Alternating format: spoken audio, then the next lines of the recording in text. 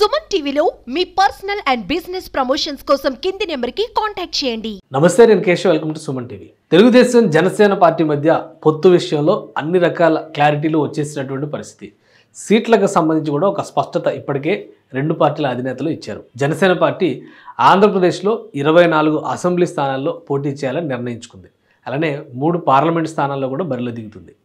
అయితే 24 అసెంబ్లీ స్థానాలకు సంబంధించి 5 నియోజకవర్గాలకు సంబంధించినటువంటి అభ్యర్థులపైన ప్రకటన మాత్రమే ఇప్పటివరకు జనసేన పార్టీ చేసింది. మిగతా నియోజకవర్గాల పరిస్థితి ఏంటి? ఈ అంశం పైన ఒక క్లారిటీ వచ్చినట్టుగా సమాచారం అందుతోంది. అలానే జనసేన పార్టీ అధినేత, తెలుగుదేశం పార్టీ అధినేత ఢిల్లీ వెళ్ళబోతున్నారు. పొత్తులపైన స్పష్టత, అంటే ఎన్డీఏ కూటమిలో తెలుగుదేశం పార్టీ చేరడం, అలానే బీజేపీ ఆంధ్రప్రదేశ్లో టీడీపీ జనసేన కూటమితో కలవడం అనేటువంటి ప్రక్రియ లాంఛనంగా జరగబోతుంది అనేటువంటి సంకేతాలు వస్తున్నాయి. ఈ నేపథ్యంలోనే జనసేన పార్టీ తన మిగిలిన 19 స్థానాలకి సంబంధించి కూడా ఒక క్లారిటీకి వచ్చేసినట్టుగా తెలుస్తోంది. ఆ 19 స్థానాలు ఏంటి, ఏ జిల్లాల్లో ఉన్నాయి, అక్కడ అభ్యర్థులు ఎవరు, ఏ బలాబలాలను అంచనా వేసుకోవడం ద్వారా జనసేన పార్టీ ఈ స్థానాలను తీసుకుంటుందో విశ్లేషించేటువంటి ప్రయత్నం చేద్దాం. జనసేన పార్టీ లెక్క ప్రకారం చూస్తే కనుక మొత్తం ఆంధ్రప్రదేశ్లో ఉన్నటువంటి నియోజకవర్గాలు 175 నియోజకవర్గాలు ఉంటే, తెలుగుదేశంతో కలిసి పోటీ చేసేటువంటి క్రమంలో 24 అసెంబ్లీ స్థానాల్లో జనసేన పార్టీ పోటీ చేయాలని నిర్ణయించింది. దానికి సంబంధించి ఒక final list Janasena party ready చేసుకొని పెట్టుకుంది. ఎందుకంటే ఎలక్షన్స్కి సంబంధించి సమయం అతి త్వరలోనే సమీపిస్తున్నటువంటి సందర్భంలో బీజేపీ జాతీయ స్థాయిలో కేంద్రంలో అధికారంలో ఉన్నటువంటి భారతీయ జనతా పార్టీ టీడీపీ జనసేనతో కలవడం, అంటే ఈ రెండు పార్టీలతో ఆ పార్టీ కలవడం వలన ఎక్కువ ప్రయోజనాలు ఉంటాయి. ముఖ్యంగా హామీలు ఇచ్చేటువంటి క్రమంలో రాబోయేటువంటి ప్రభుత్వానికి కేంద్రంలో ఉండేటువంటి ప్రభుత్వ మద్దతు అవసరం అనేటువంటి అభిప్రాయంతో పవన్ కళ్యాణ్ మొదటి నుంచి కూడా ఈ కూటమిలో బీజేపీని చేర్చేందుకు వాళ్ళు ప్రయత్నాలు చేస్తున్నారు. ఆ అంశాలను దృష్టిలో పెట్టుకొని చూస్తేనే తెలుగుదేశం పార్టీ 24 సీట్లో జనసేన పోటీ చేయడానికి అంగీకరించింది. 94 సీట్లకు సంబంధించి తెలుగుదేశం పార్టీ ఇప్పటికి క్లారిటీ ఇచ్చింది.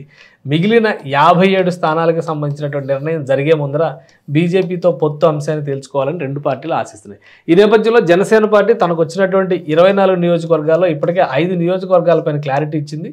మిగిలిన 19 నియోజకవర్గాలు ఏంటి అనేటువంటి అంశాన్ని ఇప్పుడు మనం పరిశీలించేటువంటి ప్రయత్నం చేద్దాం. జనసేన పార్టీ జిల్లాల వారీగా ఏ జిల్లాలో ఏ సీట్లు తీసుకోబోతుంది అనేటువంటి అంశాన్ని ఒకసారి పరిశీలిద్దాం. ఇది ఓవరాల్గా జనసేన పార్టీకి లభిస్తున్నటువంటి 24 సీట్లలో జిల్లాల వారీగా కనుక మనం లెక్కలు తీసుకొని చూస్తే, విశాఖ జిల్లా నుంచి 4 నియోజకవర్గాల్లో జనసేన పార్టీ పోటీ చేయబోతుంది.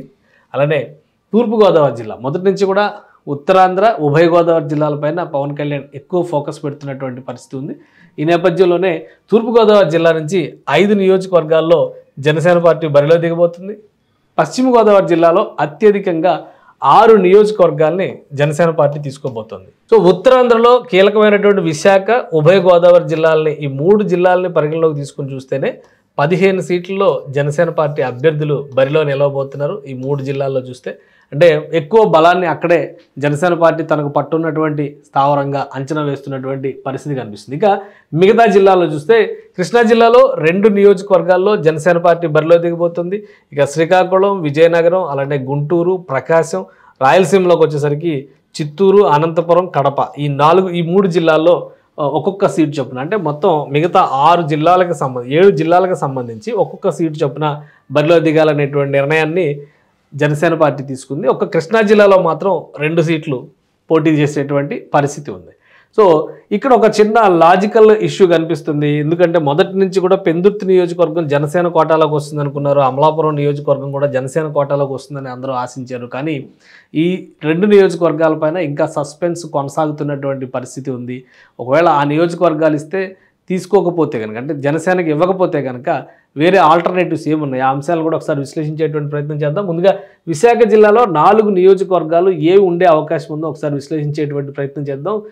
జిల్లాకు ఒక సీటు చొప్పున ఫస్ట్ ఏమేమి తీసుకోబోతున్నారు అంటే, మొత్తంగా ఈ విశాఖ, తూర్పుగోదావరి, పశ్చిమ గోదావరి, కృష్ణ మినహాయిస్తే మిగతా అన్ని జిల్లాల్లో ఒక్కొక్క సీటే ఉంది. ఆ ఒక్కొక్క సీటు ఏదయ్యే అవకాశం ఉందో ఒకసారి పరిశీలిద్దాం. విజయనగరం జిల్లాకి సంబంధించి ఆల్రెడీ అనౌన్స్మెంట్ పూర్తయింది. ఫస్ట్ లిస్ట్లోనే లోకం మాధవికి ఇక్కడ టికెట్ అనౌన్స్ చేస్తూ జనసేన పార్టీ ఫస్ట్ లిస్ట్లోనే అనౌన్స్మెంట్ చేసేసినటువంటి పరిస్థితి. సో ఆమె నెల్లిమర్ల నియోజకవర్గం నుంచి, విజయనగరం జిల్లా నెల్లిమర్ల నియోజకవర్గం నుంచి లోకం మాధవి బరిలో నిలుస్తారు. అలానే గుంటూరు జిల్లా తెనాలి నియోజకవర్గానికి సంబంధించి నాదెండ్ల మనోహర్, ఇది కూడా ఫస్ట్ లిస్టులోనే అనౌన్స్ చేసినటువంటి పేరు. ఈ 2 జిల్లాలు మినహాయిస్తే మిగతా 4 జిల్లాల్లో వచ్చినటువంటి అంశాలు, 5 జిల్లాల్లో ఉన్నటువంటి అంశాలను ఒకసారి మనం పరిశీలిద్దాం. శ్రీకాకుళంలో ప్రధానంగా పాలకొండ నియోజకవర్గాన్ని జనసేన పార్టీ ఆసక్తి చూపిస్తున్నట్టుగా తెలుస్తోంది. పాలకొండ నియోజకవర్గం ఎస్టీ రిజర్వ్డ్ నియోజకవర్గం. గత ఎన్నికల్లో కూడా పాలకొండలో జనసేన పార్టీ అభ్యర్థి 10,000 పైచిలకు ఓట్లు దక్కించుకున్నటువంటి పరిస్థితి ఉంది. సో పాలకొండ నియోజకవర్గం జనసేన కోరుతున్నట్టుగా తెలుస్తుంది. ఇక మరొకటి ప్రకాశం జిల్లాలో దర్శి నియోజకవర్గం పైన ఎక్కువ ఫోకస్ నడుస్తున్నటువంటి పరిస్థితి. చీరాల, గిద్దరూరు వంటి నియోజకవర్గాల పేర్లు వచ్చినా కానీ దర్శి నియోజకవర్గాన్ని ఫైనల్ చేసే అవకాశం ఉందనేది పార్టీలో అంతర్గతంగా వస్తున్నటువంటి సమాచారం. సో దర్శిని ఫైనల్ చేయొచ్చు ప్రకాశం జిల్లా నుంచి చూస్తే. ఇక అనంతపురం జిల్లా నుంచి చూస్తే కనుక అనంతపురం సిటీ నియోజకవర్గాన్ని, అనంతపురం అర్బన్ నియోజకవర్గాన్ని జనసేనకు కేటాయించేటువంటి అవకాశాలు దాదాపుగా 99% ఉన్నట్టుగా తెలుస్తుంది. ఇక చిత్తూరు జిల్లా, ఉమ్మడి చిత్తూరు జిల్లా పరిస్థితిలో చూస్తే కనుక తిరుపతి నియోజకవర్గం 2009లో ప్రజారాజ్యం పార్టీ అధినేతగా చిరంజీవి గెలుపొందినటువంటి నియోజకవర్గం. సో ఇక్కడ పార్టీకి మంచి పట్టుంటుంది అనేటువంటి అభిప్రాయం ఉంది. బలిజ ఓటర్ల ప్రభావం ఎక్కువగా కనిపిస్తుంది అనేటువంటి అభిప్రాయం ఉంది. అలానే ఉమ్మడి చిత్తూరు జిల్లా చిత్తూరు ఎమ్మెల్యే ఆరణి శ్రీనివాస్ ఈ మధ్య జనసేన పార్టీ అధినేతతో భేటీ అయ్యారు. ఒకవేళ ఆయన వస్తే తిరుపతి నుంచి ఆయన బరిలో దిగొచ్చు అనేటువంటి చర్చ జరుగుతుంది. ఎందుకంటే చిత్తూరు నియోజకవర్గానికి సంబంధించి తెలుగుదేశం పార్టీ ఆల్రెడీ అభ్యర్థిని అనౌన్స్ చేసింది కాబట్టి చిత్తూరు ఎమ్మెల్యేగా ఉన్నటువంటి ఆరణి శ్రీనివాస్ తిరుపతికి మారేటువంటి అవకాశం ఉంది. అలానే తిరుపతిలో మరొక ఇండస్ట్రియలిస్ట్ గంటా శ్రీహరి కూడా ఇక్కడ బలంగా ప్రచారం చేసుకున్నటువంటి పరిస్థితి ఉంది. సో ఆప్షన్స్ ఉన్నాయి. తిరుపతి నియోజకవర్గం అయితే ఖచ్చితంగా జనసేన కోటాలోకి వెళ్తుందనేటువంటి సమాచారం. ఇక కడప నుంచి చూస్తే రైల్వే కోడూరు నియోజకవర్గాన్ని జనసేన పార్టీ అడుగుతున్నట్టుగా తెలుస్తుంది. కొన్ని రిజర్వ్డ్ నియోజకవర్గాలపైన జనసేన పార్టీ ప్రత్యేకమైనటువంటి ఫోకస్ పెట్టింది. సో ఒక్కొక్క నియోజకవర్గం వచ్చేటువంటి 7 జిల్లాల పరిస్థితి ఇది. ఇక విశాఖ జిల్లాలో 4 సీట్లు ఏమేమి తీసుకోబోతుంది జనసేన పార్టీ, ఆ సీట్ల పరిస్థితి ఏంటో ఒకసారి మనం పరిశీలించేటువంటి ప్రయత్నం చేద్దాం. ఉమ్మడి విశాఖ జిల్లాకి సంబంధించి మొత్తం 15 నియోజకవర్గాలు ఉన్నాయి. మొత్తం అన్ని నియోజకవర్గాలు అంటే విభజించినటువంటి కాకుండా, ఎందుకంటే విభజించేటువంటి క్రమంలో కొన్ని నియోజకవర్గాలు అటు ఇటు మారినటువంటి పరిస్థితి ఉంది. ఉదాహరణకి ఇప్పుడు ఈ విభజించినటువంటి జిల్లాల ప్రకారం చూస్తే అరకులోయ, పాడేరు నియోజకవర్గాలు అరకు జిల్లాలోకి వెళ్ళినటువంటి పరిస్థితి ఉంది. కాబట్టి అంటే అల్లూరు సీతారామరాజు జిల్లాలోకి వెళ్ళినటువంటి పరిస్థితి ఉంది. అట్లా ఈ కొన్ని సర్దుబాట్లు అటు ఇటు జరిగినాయి. కాబట్టి ఇవి కాకుండా ఓవరాల్గా మనం చూసినప్పుడు మొత్తం 15 నియోజకవర్గాలు ఉమ్మడి విశాఖ జిల్లాలో ఉన్నాయి. వాటి పరిస్థితి ఒకసారి మనం పరిశీలిద్దాం. ఉమ్మడి విశాఖ జిల్లాలో ఉన్నటువంటి 15 నియోజకవర్గాల్లో Visakhapatnam east, Visakhapatnam west, Narsipatnam, Payakaraopeta, Anakapalli, Gajuwaka, Visakhapatnam south, Yelamanchili, Bheemili, Pendurthi, Madugula, Visakhapatnam north, Chodavaram, Arakuloya, Paderu. ఇవి 15 నియోజకవర్గాలు విశాఖ జిల్లా పరిధిలో, ఉమ్మడి విశాఖ జిల్లా పరిధిలోకి వచ్చేటువంటి 15 నియోజకవర్గాలు. వీటిలో అధికారికంగా ఇప్పటికే 5 నియోజకవర్గాల్లో అభ్యర్థుల్ని 2 పార్టీలు కలిపి ప్రకటించేసినటువంటి పరిస్థితి ఉంది. అంటే మొదటిది విశాఖ ఈస్ట్ వెలగపూడి రామకృష్ణబాబు, ఆల్రెడీ ఆయన సిట్టింగ్, ఆయనకి ఆ టికెట్ కేటాయించారు. ఇక విశాఖ వెస్ట్ గణబాబు, ఆయన కూడా ఆ నియోజకవర్గంలో పట్టున్న నాయకుడు, ఆయనకి కేటాయించారు. నర్సీపట్నం అయ్యన్న పాత్రుడు సీనియర్ నేత, పార్టీకి సంబంధించిన ఆయనకి అఫీషియల్గా తెలుగుదేశం పార్టీ కేటాయించింది. పాయకరావుపేట వంగలపూడి అనిత, ఆమె తెలుగుదేశం పార్టీ మహిళా విభాగం అధ్యక్షురాలు. సో ఈ 4 సీట్లు కూడా తెలుగుదేశం పార్టీ తమ అభ్యర్థుల్ని అధికారికంగా ఫస్ట్ లిస్ట్లోనే అనౌన్స్ చేసింది. ఇక అనకాపల్లి ఎమ్మెల్యే స్థానానికి సంబంధించి జనసేన పార్టీ అధికారికంగా ప్రకటన చేసింది. కొడతాల రామకృష్ణ తమ అభ్యర్థిగా అధికారికంగా అనౌన్స్ చేసింది. అంటే ఓవరాల్గా ఈ 15 నియోజకవర్గాల్లో 5 నియోజకవర్గాలపైన స్పష్టత వచ్చేసింది. ఇంకా మిగిలిన 10 నియోజకవర్గాల పరిస్థితి ఏంటనేది మనం చూడాల్సినటువంటి పరిస్థితి ఉంది. సో ఇందులో ఇప్పుడు జనసేన కోటాలో ఒక సీటు వెళ్ళిపోయినటువంటి నేపథ్యంలో గాజువాక గతంలో పవన్ కళ్యాణ్ పోటీ చేశారు కాబట్టి ఆ నియోజకవర్గం, అలానే విశాఖపట్నం సౌత్ నుంచి వంశీకృష్ణ యాదవ్ బరిలోకి దిగుతారనేటువంటి ప్రచారం జరుగుతుంది. ప్రస్తుతానికి విశాఖ అర్బన్ జనసేన పార్టీ అధ్యక్షుడిగా ఆయన ఉన్నటువంటి పరిస్థితి ఉంది. ఎమ్మెల్సీ, అలానే ఇప్పుడు డిస్క్వాలిఫైడ్ ఎమ్మెల్సీ లిస్టులో ఆయన పేరు రాబోతుంది. ఎందుకంటే ఎమ్మెల్సీ కౌన్సిల్ నుంచి ఆయనకి నోటీసులు వచ్చినటువంటి పరిస్థితి ఉంది. వైఎస్ఆర్సీపీ నుంచి ఆయన పార్టీ మారినటువంటి నాయకుడు కాబట్టి. ఇక యలమంచిలికి సంబంధించి పంచకర్ల రమేష్ బాబు గతంలో అక్కడి నుంచి 2009లో ప్రజారాజ్యం సమయంలోనే ఆయన ఆ నియోజకవర్గం నుంచి గెలుపొందారు. అలానే అక్కడ ఒక బలమైన నేత సుందరపు విజయ్ కూడా ఉన్నారు. లాస్ట్ ఎలక్షన్స్లో ఆయన కూడా 30,000 పైచిలకు ఓట్లు దక్కించుకున్నటువంటి నాయకుడు. సో యలమంచిలి ఈ కోణంలో చూస్తే విశాఖలో కేటాయించబోయేటువంటి 4 ఉమ్మడి విశాఖ జిల్లాలో కేటాయించబోయేటువంటి 4 నియోజకవర్గాలు ఇవే అనేటువంటి నమ్మకం కలుగుతుంది. అయితే పెందుర్తి, మాడుగుల, భీమిలి చుట్టూ కూడా ఆసక్తికరమైనటువంటి రాజకీయం జరుగుతుంది. ఎందుకంటే భీమిలిలో గత ఎన్నికల్లో పంచకర్ల సందీప్ పోటీ చేశాడు, అక్కడ మంచి ఓటింగ్ వచ్చిందనేటువంటి అభిప్రాయం ఉంది. అలానే పెందుర్తి విషయంలో పెందుర్తి కానీ మాడుగులు కానీ రెండింటిలో ఏదో ఒక సీటు తెలుగుదేశంకి ఇవ్వాలి అనేటువంటి డిమాండ్ ఉన్న నేపథ్యంలో ఆ రెండింటిని కూడా హోల్డ్లో పెట్టినటువంటి పరిస్థితి ప్రస్తుతం ఉంది. ఒకవేళ గాజువాకను పవన్ కళ్యాణ్ వదిలేసుకుంటారంటే గాజువాకను వదిలేటువంటి సంకేతాలు లేవు. కాబట్టి మొత్తం మీద విశాఖలో రాబోయేటువంటి 4 జనసేన కోట నియోజకవర్గాలు ఇవే కనిపిస్తున్నటువంటి పరిస్థితి ఉంది. యలమంచిలి, గాజువాక, విశాఖపట్నం సౌత్, అలానే అనకాపల్లి. సో ఉమ్మడి విశాఖ జిల్లా పరిస్థితి ఇది. మిగతా వాటిల్లో కూడా ఎందుకంటే విశాఖపట్నం నార్త్ గత ఎన్నికల్లో బీజేపీ పోటీ చేసింది 2014 ఎన్నికల్లో. అక్కడ నుంచి బీజేపీ విష్ణుకుమార్ రాజు గెలుపొందినటువంటి పరిస్థితి ఉంది. సో వీటిలో 1-2 నియోజకవర్గాలు బీజేపీకి పొత్తులో భాగంగా వెళ్ళేటువంటి అవకాశం ఉంటుంది. మిగతా నియోజకవర్గాల్లో టీడీపీ తన అభ్యర్థులు నిలబెట్టుకునేటువంటి పరిస్థితి ఉన్నది. ఇది విశాఖ జిల్లా ముఖ చిత్రానికి సంబంధించినటువంటి అంశం. అలానే ఇక తర్వాత మరొక ముఖ్యమైనటువంటి తూర్పుగోదావరి జిల్లా పరిస్థితి ఎలా ఉందో ఒకసారి మనం పరిశీలించేటువంటి ప్రయత్నం చేద్దాం. ఉమ్మడి తూర్పుగోదావరి జిల్లాలో అత్యధిక నియోజకవర్గాలు, రాష్ట్రంలో ఏ జిల్లాలో లేని నియోజకవర్గాలు ఉమ్మడి తూర్పుగోదావరి జిల్లాలో ఉన్నటువంటి పరిస్థితి ఉంది. మొత్తం 19 నియోజకవర్గాలు ఉమ్మడి తూర్పుగోదావరి జిల్లాలో ఉన్నటువంటి నియోజకవర్గాలు. ఈ 19 నియోజకవర్గాలకి సంబంధించి మనం చూస్తే కనుక అధికారికంగా ఇప్పటికే 2 పార్టీలు కలిపి 11 నియోజకవర్గాలకి అభ్యర్థుల్ని ప్రకటించేశాయి. అంటే మొత్తం 19 నియోజకవర్గాల్లో 11 నియోజకవర్గాలకు సంబంధించినటువంటి అభ్యర్థుల ప్రకటన ఫస్ట్ లిస్ట్లోనే జరిగిపోయింది. ఆ అభ్యర్థులు కూడా ఎవరో ఒకసారి మనం చూసేటువంటి ప్రయత్నం చేద్దాం. తుని నియోజకవర్గం యనమల దివ్య అభ్యర్థిగా ప్రకటించారు, యనమల రామకృష్ణ గారి కుమార్తె. అలానే జగ్గంపేట నియోజకవర్గం Jyothula Nehru senior most leader, ఆయన అనౌన్స్ చేశారు. పెద్దాపురం నుంచి Nimmakayala Chinarajappa already sitting MLA plus మాజీ ఉప ముఖ్యమంత్రి, ఆయన అనౌన్స్ చేశారు. ఇక ముమ్మిడివరంకి సంబంధించి దాట్ల సుబ్బరాజు అభ్యర్థిత్వాన్ని తెలుగుదేశం పార్టీ అనౌన్స్ చేసుకుంది. కొత్తపేటకు సంబంధించి బండారు సత్యానందరావుని అనౌన్స్ చేసుకుంది. మండపేటకు సంబంధించి వేగుళ్ల జోగేశ్వరరావుని అనౌన్స్ చేసింది. రాజమండ్రి అర్బన్కి సంబంధించి ఆదిరెడ్డి వాసుని అనౌన్స్ చేసింది. అనపర్తికి సంబంధించి నల్లబెల్లి రామకృష్ణారెడ్డి పేరు అనౌన్స్ చేసింది తెలుగుదేశం పార్టీ. అలానే పీగన్నవరంకి సంబంధించి మహాసేన రాజేష్ పేరును కూడా తెలుగుదేశం పార్టీ అనౌన్స్ చేసింది. ఇవి మొత్తం తెలుగుదేశం పార్టీకి సంబంధించినటువంటి అభ్యర్థిత్వాల జాబితా. అంటే మొత్తం మీద 9 నియోజకవర్గాలకి టీడీపీ అభ్యర్థుల్ని మొదటి జాబితాలోనే అనౌన్స్ చేసేసినటువంటి పరిస్థితి. ఇక ఇక్కడ చివర ఉన్నటువంటి పి గన్నవరం పైన ఒక చిన్న డిస్ప్యూట్ నడుస్తున్నటువంటి పరిస్థితి ఉంది. మహాసేన రాజేష్ని పార్టీ నుంచి ఆయన అభ్యర్థిత్వం పైన పార్టీలోను బయట నుంచి కూడా వ్యతిరేకత వస్తున్నటువంటి నేపథ్యంలో ఆయనని మార్చాలని ఒక చర్చ నడుస్తుంది. తనంతట తాను పోటీ చేయననేటువంటి ప్రకటన కూడా చేసినటువంటి పరిస్థితి ఉంది. అది పి గన్నవరంకి సంబంధించి అయితే అఫీషియల్గా అయితే ఒక అనౌన్స్మెంట్ అయింది. మార్పు ఏ విధంగా ఉంటుందో మనం మళ్ళీ చూడాల్సి ఉంది. ఇక ఇంకొకటి కాకినాడ రూరల్ నియోజకవర్గానికి సంబంధించి పంతం నానాజీని జనసేన పార్టీ అభ్యర్థిగా ఆ పార్టీ ఇప్పటికే అనౌన్స్ చేసినటువంటి పరిస్థితి ఉంది. అలానే రాజనగరం నియోజకవర్గానికి సంబంధించి బత్తుల బలరామకృష్ణ అభ్యర్థిత్వాన్ని జనసేన పార్టీ అనౌన్స్ చేసింది. సో ఇక్కడికి 11 నియోజకవర్గాల్లో అధికారికంగా అభ్యర్థుల ప్రకటన పూర్తయిపోయినట్టే. అంటే మొత్తం 19 నియోజకవర్గాల్లో ఇంకా మిగిలింది 8 నియోజకవర్గాలు మాత్రమే. సో ఈ 8 నియోజకవర్గాల్లో ఇప్పుడు చెబుతున్నటువంటి అంచనా ప్రకారం జనసేన పార్టీ తన కేటగిరీ కింద తీసుకోబోయేటువంటి నియోజకవర్గాలు 5 అనేటువంటిది నంబర్ ఫిక్స్ అయినటువంటి పరిస్థితి ఉంది జనసేన పార్టీకి సంబంధించి. సో 5లో 2 నియోజకవర్గాలు జనసేన ఆల్రెడీ అనౌన్స్ చేసింది. ఇంకా 3 నియోజకవర్గాలు జనసేన అనౌన్స్ చేయాల్సినటువంటి పరిస్థితి ఉంది. 3 నియోజకవర్గాల్లో కూడా రాజోలు నియోజకవర్గంలో జనసేన బరిలోకి దిగుతుందనేటువంటి విషయాన్ని అధికారికంగా జనసేన ఎప్పుడో ప్రకటించేసింది.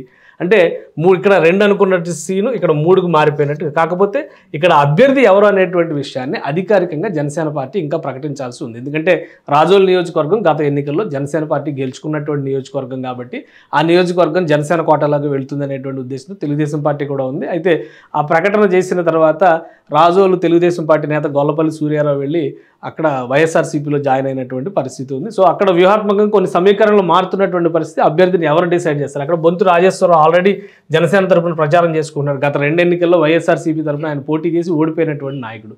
సో అక్కడ ఆయన బరిలో దిగుతారనేటువంటి సంకేతాలని వరప్రసాద్ అభ్యర్థిత్వాన్ని కూడా పరిశీలిస్తున్నారు.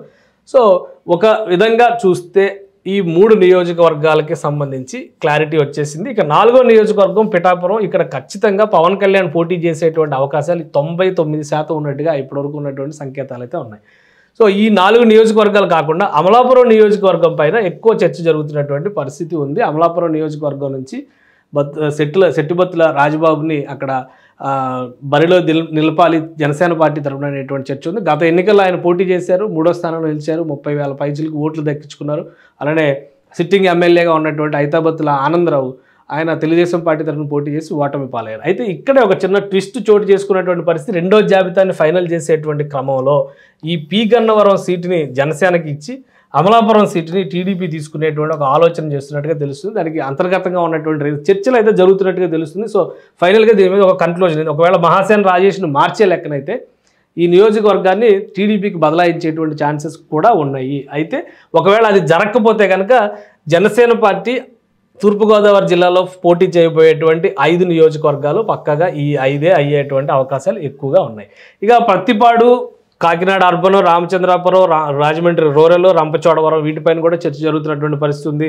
రాజమండ్రి రూరల్ పైన బుచ్చేటి చౌదరి అక్కడ సిట్టింగ్ ఎమ్మెల్యే, ఆయన్ని మారుస్తారనేటువంటి చర్చ జరిగింది. అయితే ఒక క్లారిటీ ఇచ్చేశారు, ఎందుకంటే జనసేన పార్టీ తరఫున అక్కడ పోటీ చేసేటువంటి క్రమంలో అక్కడ ఉన్నటువంటి కందుల దుర్గేష్ని నిడుదవోలుకి షిఫ్ట్ చేసేటువంటి ఆలోచన జనసేన పార్టీ అధికారికంగా చేస్తున్నటువంటి తరుణంలో రాజమండ్రి రూరల్ కూడా తెలుగుదేశం పార్టీ కోటలోకి వెళ్ళే అవకాశం ఉంది. అయితే వీటిలో ఒకవేళ బీజేపీ పొత్తులోకి వస్తే ఏ సీటు వెళ్తుంది అనేది కూడా ఇప్పుడు ఒక ఆసక్తిని రేకెత్తిస్తున్నటువంటి అంశం. ఇది ఉమ్మడి తూర్పుగోదావరి జిల్లాకు సంబంధించినటువంటి రిపోర్టు. ఇక పశ్చిమ గోదావరి జిల్లాలో అసలు ఈక్వేషన్స్ ఎలా ఉన్నాయి, ఎందుకంటే జనసేన పార్టీ అత్యధిక సీట్లు తీసుకోబోతోంది పశ్చిమ గోదావరి జిల్లా నుంచే. సో ఆ లెక్కలు ఒకసారి మనం పరిశీలించేటువంటి ప్రయత్నం చేద్దాం.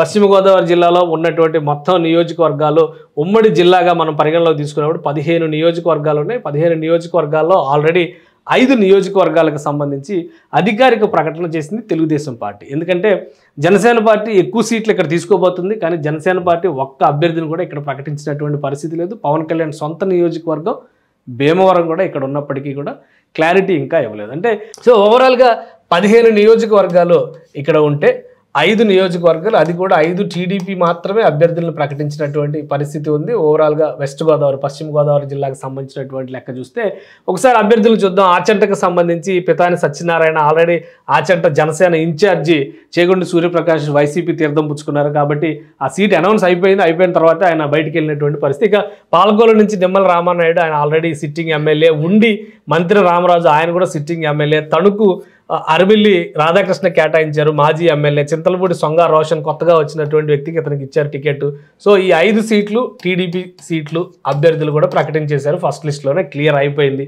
ఇక్కడ జనసేన పార్టీ పోటీ చేయడానికి అవకాశం ఉన్నటువంటి నియోజకవర్గాల జాబితా ఒకసారి మనం చూద్దాం. జనసేన పార్టీ బలంగా కోరుకున్నటువంటి నియోజకవర్గాలు నిడదవోలు, కందుల దుర్గేష్ని బరిలో నిలిపేటువంటి అవకాశం 99% ఉంది. ఆ విషయంలో క్లారిటీ వచ్చేసింది.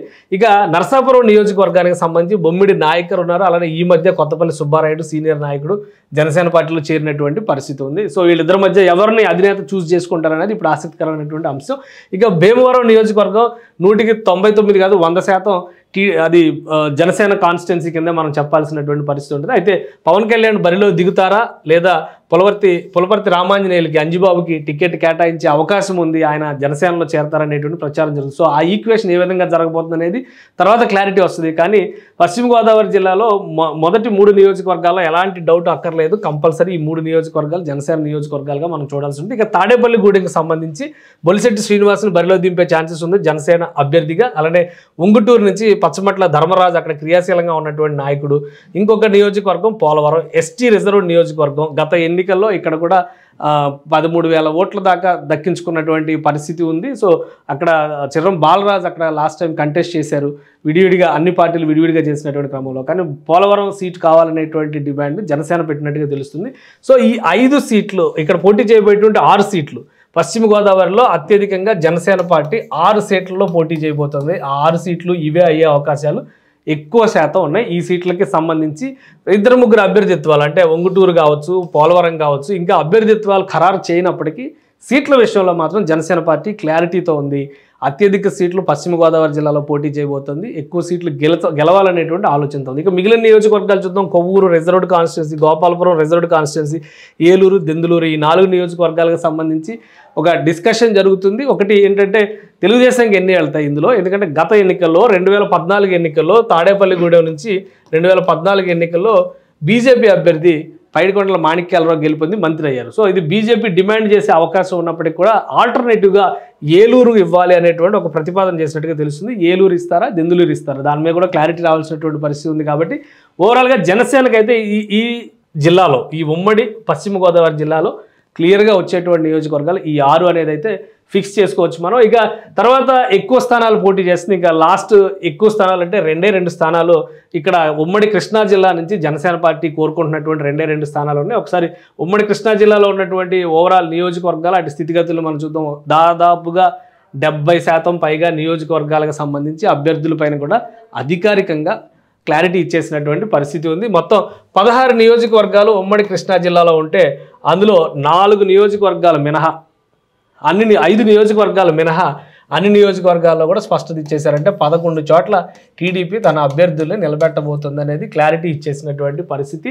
నూజివీడు నుంచి కొలుసు పార్థసారథి, అలానే గన్నవరం నుంచి యార్లగడ్డ వెంకటరావు, గుడివారి నుంచి వెనుగంట్ల రాము, మచిలీపట్నం నుంచి కొల్లు రవీంద్ర, పెడర నుంచి కాగిత కృష్ణప్రసాద్, పామరు నుంచి వర్ల కుమారరాజా, అలానే విజయవాడ తూర్పు నుంచి గద్దె రామ్మోహన్, ఈయన సిట్టింగ్ ఎమ్మెల్యే. అక్కడ ఆల్రెడీ ఇక్కడ కొంతమంది సిట్టింగ్ ఎమ్మెల్యేలు ఉన్నారు, ఎందుకంటే కొలుసు పార్థసారథి పెనమలూరు నుంచి ఆయన ఎమ్మెల్యే, కానీ నూజివీడికి షిఫ్ట్ అయ్యారు, వైసీపీ నుంచి టీడీపీలోకి వచ్చారు కాబట్టి. ఇక విజయవాడ సెంట్రల్కి సంబంధించి బోండా ఉమ, తిరువురుకు సంబంధించి కొలికిపూడి శ్రీనివాస్ రిజర్వ్డ్ నియోజకవర్గం, నందిగామ రిజర్వ్డ్ నియోజకవర్గం ఇక్కడ తంగిరాల సౌమ్య అభ్యర్థిత్వాన్ని ఫైనల్ చేశారు.